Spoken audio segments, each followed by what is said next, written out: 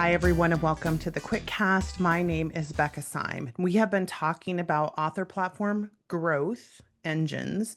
So, what is the way that your platform engine, the thing that runs your growth, is constructed that in particular has a certain type of food? And how do you feed it more of that food?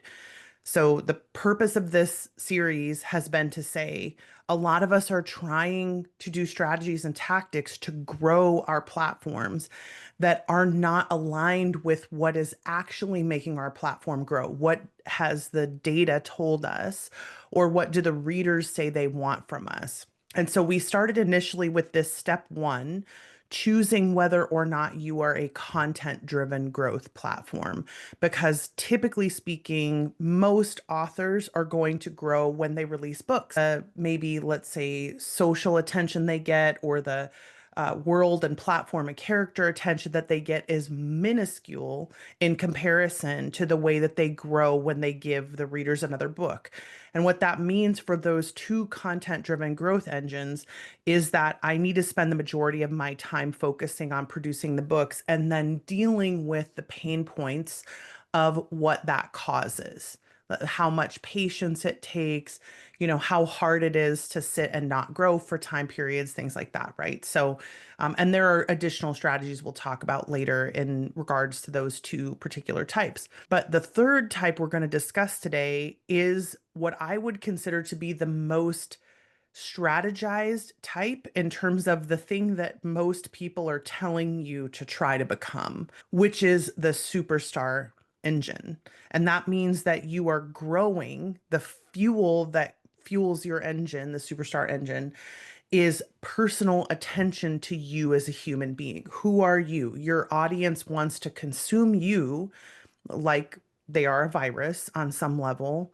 And your personalness or your personality or content about you or information about you actually drives the growth of the platform. And what we typically see in the superstar platform is that the person themselves has a certain amount of magnetism that inspires curiosity in their readers. So the readers are interested in what the person is doing. They want to know more about them. They're interested in their so we'll use Taylor Swift as an example because she's one of the typical superstar types. Because I would say this is not about the size of your platform. This is about who you are as a person and what you inspire in your fans. Even if Taylor Swift had not hit at the particular time that she hit and had the kind of takeoff that she had, she still would have inspired in her small platform. And you saw this before she became a phenomenon. She would have inspired this kind of care and attention to her as a person because the type of platform that she happens to create, and this is a combination of personality and timing and uh, the type of language that you speak and how you engage with your audience and then how they engage back. There is some strategy that you can employ if you want to see if you are that person or if you want to try to grow that type of platform for yourself. But most of the advice that I'm giving in this episode is going to be about those of us who find ourselves being a superstar, trying to understand whether or not we are one, because I do think that's important because that narrows your strategies down a little bit and it creates some need for you to have certain things in place in your platform as well. So there, we'll talk about that. But when you are a superstar, like when you have that type of fuel that is needed to grow your engine, yes, your books are going to grow you. Yes, your additional content that you put out that might be like extra book content, like special editions or kind of world access type of stuff, experiences, things like that. Yes, those are going to grow your platform to a certain extent, but the reason they're growing is not just because they like the books. It's because you as a person inspire a certain amount of curiosity or ownership in your fans that makes them want more of you. It makes them more interested in information about you and who you are as a person. So this video is for those people. And then we will do a sandbox video next for the people who are more world focused. And there's a particular pain point that I want to address in this video, which is for people who are superstars and don't necessarily want to be. Because when you know that more access to you as a person does grow your platform, but you don't necessarily like that or want to provide more access to people, then we're in a place where can you treat yourself like a content driven platform? Absolutely. And will there still be some element of social access that people want or of interest in you that people will show that will still grow? Yes, it will still happen. But what we're looking for in the platform growth engine is what is the fuel that's growing. So you have to ask yourself if you're a person who doesn't want to be a superstar but ends up in that place, how much do you want growth to happen? If you're okay with growth happening at a less exponential rate, then you can absolutely grow like a laboratory or like a respawn, no problem. No problem. But it's not going to provide the same amount of fuel that it would provide if you give people more access to you. And in particular, personal access to you is usually what people are interested in. So your face, your name, your presence, things like that. You show up at a place, people want to be there. That's more of what a superstar platform feels like. So if we take Taylor Swift as an example, because I want to hold off on using author examples for just a second, although there are some author platforms that I would consider to be very visibly superstar platforms. And the key is if you're an author who's a superstar platform, you can still grow by releasing books. It's just that you want to make sure you utilize your superstar assets if you can. So things like how much they want access to your personal process, how much they want to know about your pets or your family or your interests or what you're doing for fun. Or if you look at somebody like Sarah Cannon, for instance, and I always want to caveat, this doesn't come from coaching, this comes from observation. And I actually reached out to Sarah and asked, is it okay if I talk about you in this video? And just to make sure that it wouldn't cause any like difficulty for her to have to answer questions. Because this isn't something she's said like, oh, yes, I see myself as a superstar. This is Becca watching the growth of her platform and saying, oh, she fits this superstar type. And so it's easy to kind of watch what happens with her and see the markers of the superstar platform in her. So, especially initially, are you a content driven growth engine? Probably. You're probably releasing books first and gaining the platform awareness or the notoriety because you are a writer. Most of us are that way. In particular, somebody like Sarah, who was publishing before she had her YouTube channel, for instance. There's a chicken and egg conversation about which one causes which. But if you are a superstar type a person, like if it isn't just this is the platform I happen to have, but there are some types of people who they're going to have a superstar platform no matter what kind of content they're producing. Whether it's books, they could be in music, they could be an actor, they could be doing anything, and they're still gonna build a superstar platform of some kind because they just are that kind of magnetic person that people want to learn about. And I feel that way about people like Taylor Swift. And there are other people in the either author pantheon or artist pantheon that I would say this about, but I like being able to have some very specific examples of this. So if you look at somebody like Taylor Swift, where there is something about her as a person that we feel very personally related to. So either you feel like you like her or love her, or like you hate her, right? So there, that is one of the hallmarks of superstar platforms is that they have this I love them. They are my best friend. They are a person that I consider to be someone I know. Like the way people talk about Taylor like they know her. They have opinions about her love life like they know her and they've never met her. That is an exceptional hallmark of a superstar platform. Sorry, I'm having issues with my eye. And so I'm just going to take my glasses off for a minute and see if that helps. You will almost always in superstar platforms see that kind of extreme love and devotion to a point where like people would sort of defend that person or would feel like that person matters to them on like an emotional level as a human. And then they would, on the flip side, people who hate them, right? Because I think we see that a fair amount with superstar platforms. Everyone has an opinion about this person, and you may be in a circle where you think everyone loves them and until you get outside of that circle. And when you get into the circles that may or may not be quieter because there may not be a need for it to be super vocal, they may not have a big enough platform for it to be vocal. But when you get outside of those circles, there's going to be this love-hate experience. And so what's really interesting about superstar platforms is that I think a lot of people are assuming that you have to be giant in order to be a superstar.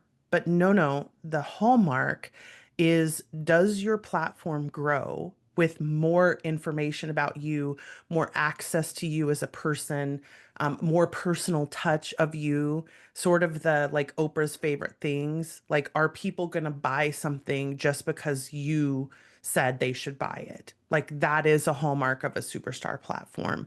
And then depending on how big it is, because if you have somebody who is a superstar that is more like Taylor Swift, where you have a giant platform that requires a lot of maintenance and there's very little actual access to her as a person. So she provides the access, the personal access to large groups of people at once. So, sort of like the receiving line at a concert, or even just like concerts. But then with authors, it might be book signings, it might be lives, it might be TikTok or Reels that you get access to them as a person. But there is an element in every superstar platform where people are so attached to the person that even that person's name becomes something that has gravity to it, right? So, like the way that you talk about that person, like they will be a subject of conversation, and not just in a sense of like, oh, I met this person at a book signing, but like it'll be, did you see what this person posted on Instagram today? Did you hear what's going on in their blah blah life? Did you see the new car that they got? Or like, it's sort of like the can you believe that this is happening kind of gossiping kind of thing. The more of a superstar a person is, the more they attract attention like that. So I know a lot of the questions we've been getting around the superstar, kind of trying to parse between whether I am a superstar or not, have to do with, do I need to be giant? Like, do I need to have a big platform? Is it enough if I'm getting a few readers doing this to me? Or, is it enough that, my TikToks are going viral and things like that? And I would say, this is always a place where I would want to narrow down and experiment.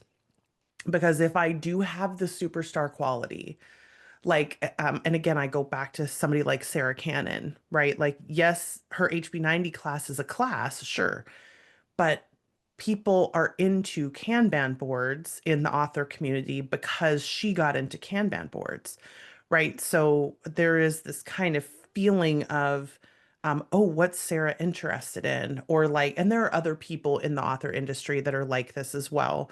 I see it in people like Zoe York. I see it and right, and how people are in an author community and how they are with their readers, I don't know if that's the case still.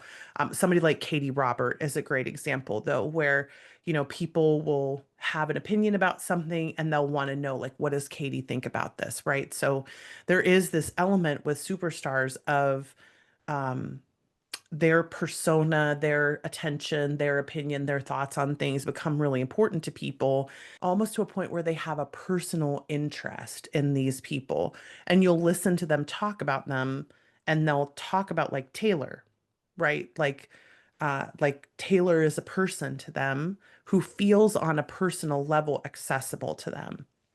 And that's such a huge part of being a superstar. And I think what ends up happening with authors is that most of the advice that we get about how to grow our social media platforms and our quote unquote marketing platforms is based on superstar strategies and tactics. So it's try to find something that you're great at and be that on social media and give people access to this and post your pet photos and et cetera, et cetera. So I want to parse between when you do things that are social that grow your current base in terms of like you grow more connection with your current base versus when you're giving people access to you and it's growing your public base. So there's actually new people who are talking about you because of, some kind of thing that you put out. Maybe you're giving people access to something and they're like, oh, you've got to come and see this. Or have you been to this new concert? Or oh my gosh, they're at a book signing, we've got to go. Like that kind of thing is a superstar strategy and tactic. It's giving them more access to you. So that's actually growing your base. And if it's happening in large enough numbers, right? If you are a superstar who also is a good writer, who all right, like so a lot of things are aligning in that area, then the more access you give to yourself, the more likely your platform is to sustain and grow itself on that kind of information alone. But I think what happens is a lot of us are told we have to do a lot of these superstar strategies and tactics in order to grow at all. And what ends up happening is it pleases such a small portion of the base that you actually have that it does grow those people's interest in you. So, like the people who are paying attention to your Instagram, who are watching everything you say on threads, who are, watching every TikTok and liking and commenting on every TikTok, it's growing their attachment to you, which is important if you're going to continue to deliver things to them.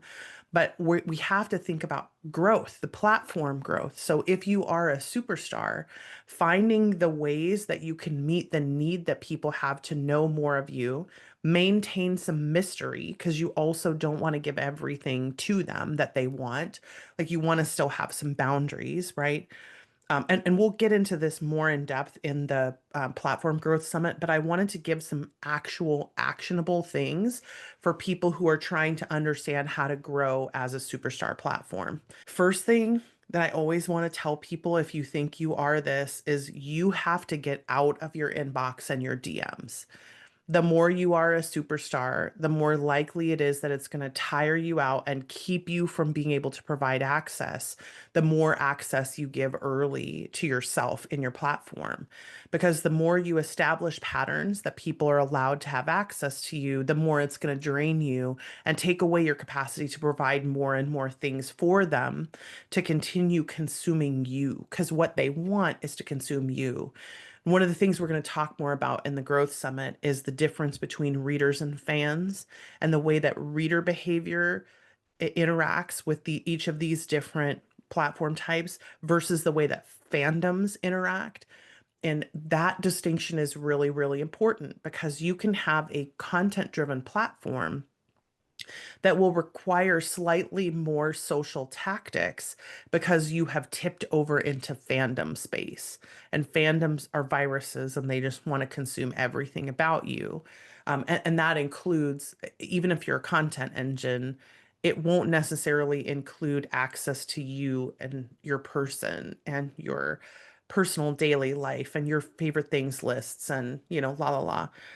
But that is still a possibility that social growth will happen. It's just if you are a laboratory or a respawn, I still think that you should only be spending 20 to 40% of your time worrying about that kind of thing. Because what's going to primarily be growing your platform for most authors is still the releasing of the book. So we need to prioritize that and deprioritize things that are causing growth that is not exponential enough to be like, for me again, I am such a fan of doing the thing that's going to provide you the most likely maximized ROI. So if I'm going to get a maximized ROI by spending 4 hours making TikTok videos versus a maximized ROI spending 4 hours writing a book, then I want to do those TikTok videos. But if the ROI is so much better writing the book, then those 4 hours are better spent writing the book and not doing the TikTok videos, even if the TikTok videos would increase the bottom line by a small margin. It's all about what is the best use of those actual hours you're spending. And most of us just get so caught up in the advice about social media and it's quote unquote free, which it's not. Or it is, the access to the fans and things, whatever. But if you are not magnetic enough that your readers are talking about you when you're not around and they're interested and they're creating content themselves about you without you needing to create anything because your magnetism is significant enough that you are growing your own platform just by existing and giving them more access to you and not necessarily spending a ton of time creating content.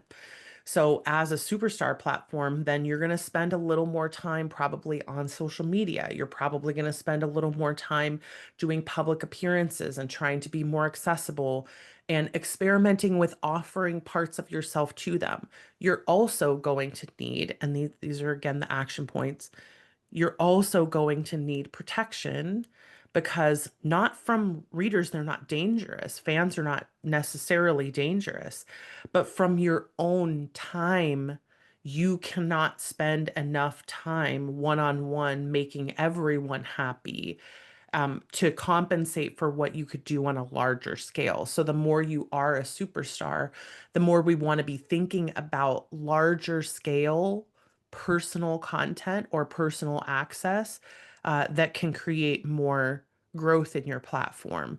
That's one of the reasons that I suggest doing things like TikToks and Reels when you are this type of person, because when they see your face and they connect with you, they are more likely to be reminded about you and share you with other people and talk about you in spaces that you're not in and create more fodder for you to be present.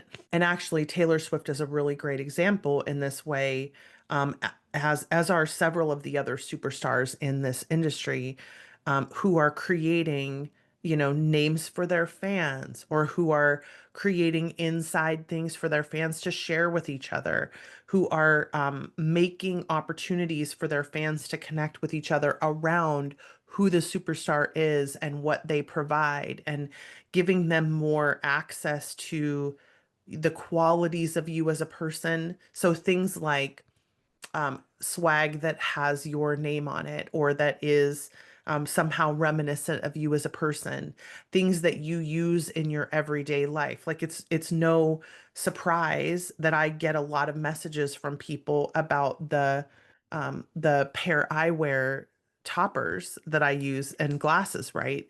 Because and I'm trying to embrace this sort of combination superstar sandbox platform that I have, which again, like we'll do some content about combo platforms because I think that experimentation for growth in combo platforms is really, really important.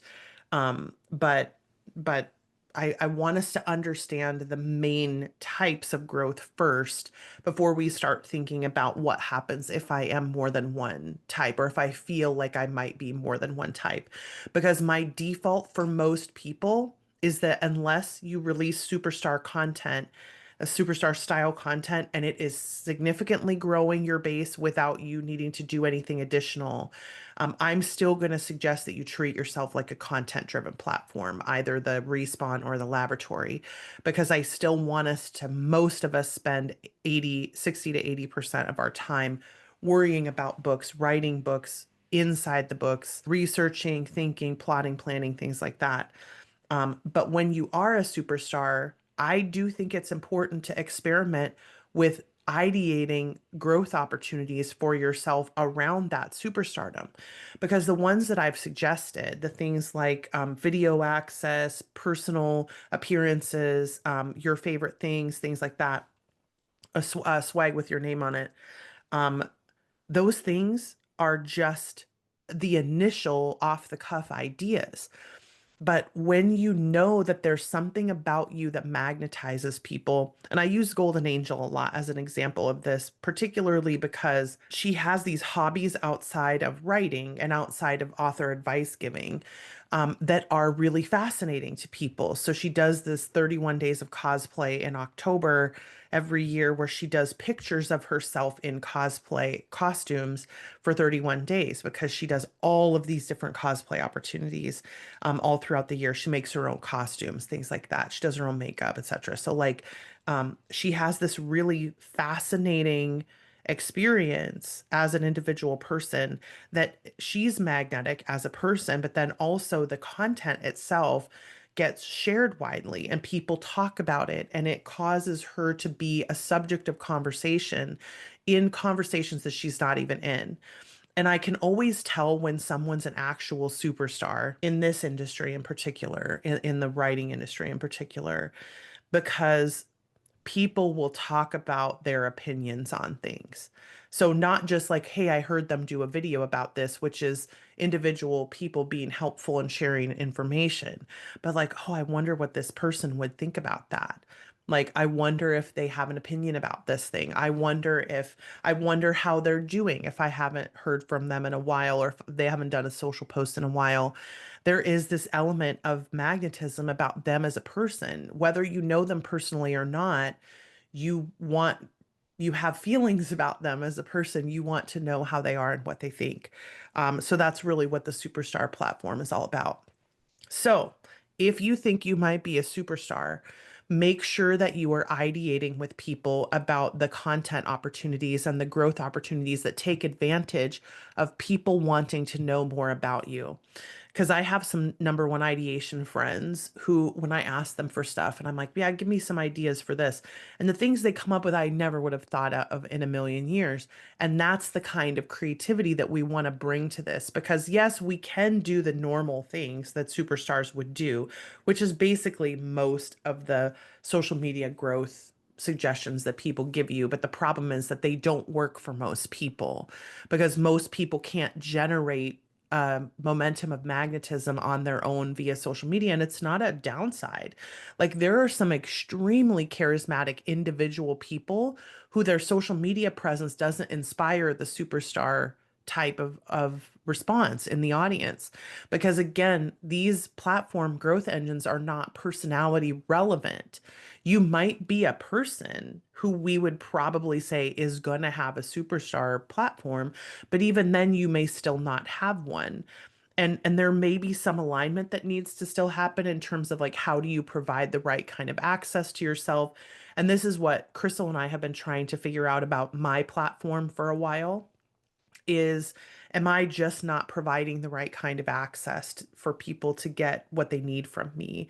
And so we're thinking about doing some other things and experimenting around with stuff, but finding that fuel that you can put into your engine that's going to make it skyrocket into growth. That's why we're talking about these platform growth engines. That's why I want people who are superstars to embrace being superstars, and sandboxes too, and everybody else to embrace being a content growth engine.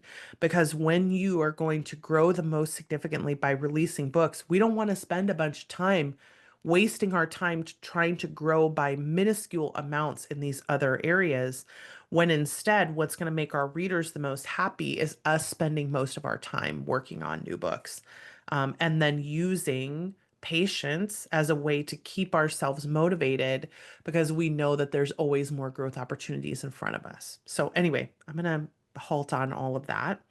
My final encouragement to superstars is to make sure that you have someone who is in charge of kind of protecting you and your inbox and people's attachment to you and people's interest in you as a person.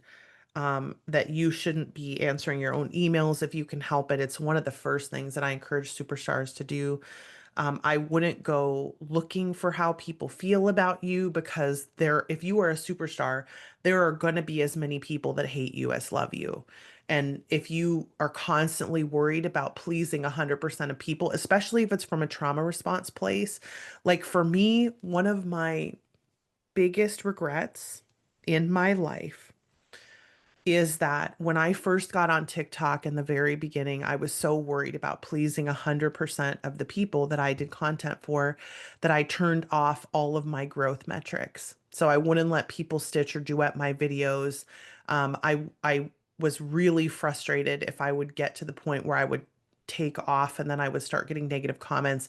I think I've talked before about how I made a dating advice profile for a while in 2023, and it started to take off, and I got the troll comments, the like typical superstar love and hate comments on multiple videos, and then I ended up just like shutting down because I couldn't handle that attention and I couldn't take the criticism and the idea that there were people out there who hated me.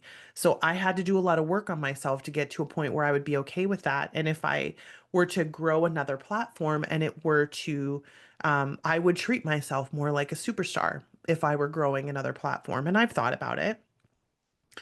about allowing people to critique me, allowing people to be mean to me, to hate me, things like that, because I know that that means if you are a superstar, that you're doing it right, that there should be people who love your advice and hate your advice. There should be people, and I know there are people who hate my advice. It's just that they're generally not very loud. And when they are loud, they're loud. Like there are people who tell all of their clients to hate me because they don't like me. And that's just the way that that's just the way that life is. When you're a content creator, like there are going to be people who love and hate you. But if you get into that superstar kind of attention space, there are going to be people who really hate you and really love you. And you have to build your personal resilience so that you're not worried about that, or it's going to inhibit your growth. So that's my big advice, action point wise to people who think that they're superstars, but they are afraid of that attention is do the nervous system work, do the parts work, do some therapy. Maybe you need Enneagram work, but do the healing internally so that it becomes safe for people to dislike you because that's like the tipping point. I think that's the tipping point. And having been through that in the past, and I still remember this when I was very first on TikTok, and I was a super early adopter on TikTok, and I was giving some advice, and I had a couple of stitches that were negative, and immediately just was like, I'm never allowing another stitched video again. And then all my growth slowed down. And so now my, TikTok platform is small. It's only like 6,000 people, where I feel like if I had allowed the attention to flourish in that way and allowed myself to become the commented on person and the love them or hate them person, then I would have had more of an opportunity to grow because that's what happens with superstars. So if I had one piece of advice for superstar people, it would be protect yourself, like find people who care about you, who will handle the public attention for you, and then do the therapy and work to heal yourself so it's not dangerous to you when people critique you. So that would be my goal. And personally, that's what I'm working on as well. We'll see if I can ever do it again. I don't know, but I've at least got the space that I've got now where I feel okay saying like I mostly treat myself like a sandbox, but I sometimes treat myself like a superstar. And again, we'll talk more about the hybrid sort of platforms. I'll do one video on it. We're going to talk about it more in the conference, but I want us to focus on those of us who know for sure I am a superstar and doing those two things. We'll talk about sandboxes next week. I just want to thank you all for being here. This experience has been really good for me. It's been a learning curve experience as well, personally. And this is the third superstar video I've recorded now, I think, because I keep not being able to do them and get through them without arguing with everyone in my head about the comments that I'm going to get about being a superstar platform. And I finally feel like I'm just acknowledging it. I was talking to my boyfriend about this last week because I was comparing the difference in a superstar platform and a sandbox platform between Brandon Sanderson, who I would consider to be a superstar archetype, and George R. R. Martin, who I would consider to be a sandbox archetype, platform growth engine, right? Not as a person, but the platforms that they've built. And and I was describing why I thought Brandon Sanderson was this, and I kept using all these different examples from his career and all this stuff. And Roland kept saying, uh, "And that's like you, but that's like you, and that's like you." And I was like, "Ugh." So this is the third superstar video that we've done, and I think this is the first time that I have felt even remotely comfortable being like, okay, so maybe there's an element of this that is true about me. And I feel like I'm going to take my own advice, right? That's one of the things that I've been doing this year is getting out of my own inbox as much as possible. I am still answering my own emails because I do coaching, right? And so I feel a responsibility to people that I'm coaching with to be more accessible in my inbox. But some of you have even noticed and have asked me at events before, like, um, hey, I got an email back from Leslie. It was great to hear from her. Is it okay? Is it still okay if I email you there? And I was like, yeah, it's totally fine. I'm in all of my inboxes, just not first. Like somebody else is doing the passes to make sure that everything that can be easily answered gets easily answered. And then I'm doing the coaching emails and the personal emails as well. So, but yeah, it's great to know, right, from like a kind of you watching me go through this, and those of you who have seen me do several iterations of this vertical platforms in the past, um, acknowledging this has been a struggle for me, but it's partly because if that's the case, then I know what my growth opportunities are, and they're scary. They are scary, but we can do hard things around here. We can do hard things. So, I will see all of you next week for the sandboxes. And don't forget to check the show note links for a registration for the conference if you want to come to it, the summit that we're doing, which is, yes, about platform growth, but that's not the only thing that we're talking about. We always do multiple content pieces for that. So next week is sandboxes. I have one more on sort of hybrid platforms, and then we're going to move on to something else, which is a secret. But I will talk to you all next week, and happy writing. Go open the manuscript. All right. Bye, everybody.